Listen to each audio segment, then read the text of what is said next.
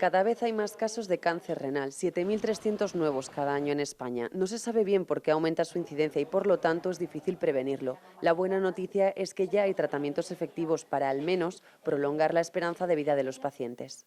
Por ahora no podemos hablar de curación en cáncer renal metastásico, pero sí que de, de lo que llamamos los largos supervivientes, que en cierta manera es una cronificación, ¿no? Los pacientes pueden vivir muchos años con la enfermedad y, como decía, con tratamientos que se toleran bastante bien y que pueden permitir una muy buena calidad de vida. La gente, pues hace vida normal. El tiempo en este tipo de tumores es decisivo. Detectar la enfermedad en su fase inicial aumenta la esperanza de vida más allá de 5 años en el 95% de los casos. El problema es que 25 de cada 100 pacientes desarrollan metástasis, bien por un diagnóstico tardío o bien por una recaída.